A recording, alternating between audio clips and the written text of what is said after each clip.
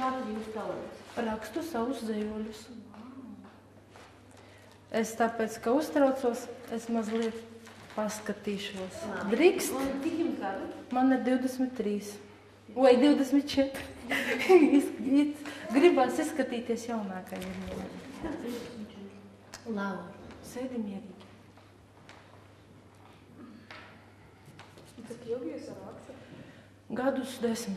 Pēc vecmāmiņas nāves es sāku rakstīt savus zejoļus. Pirmo to sākšu ar to, kas ir tuvāk sirdī, un pēc tam 7 gadus bez tevis.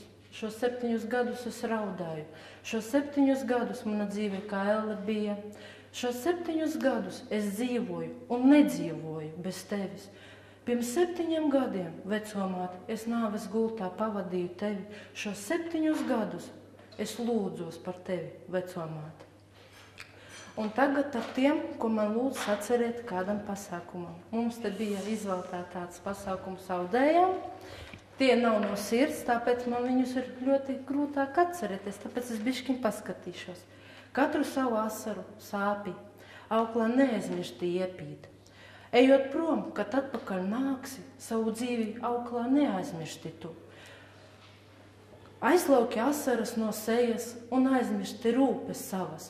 Izārdi savu sāpīgo auklu un smaids, lai rotā tevi. Katru savu smaidu, to auklā neiepin, lai katru rītu mazliet pasmaidīt spētu. Un tagad to, ko man lūdza uzrakstīt priekš dejotājiem. Viņiem rudņa mums bija 25 gada jubileja, un man nācās drusku padomāt, jo es pārsvarā rakstu par mīlestību un rakstu tādus zejoļus, kas ir tuvi. Tāpēc nāksim, iesim dejot. Es zinu, kur mūzika skan bez vārdiem. Nāksim, iesim dejot. Es zinu, sirds tev neliks vilties. Nāksim, iesim dejot. Es zinu, sirds, kas tava jau krūtīs trīc, jo dejas soļus tu atļauties spēsi.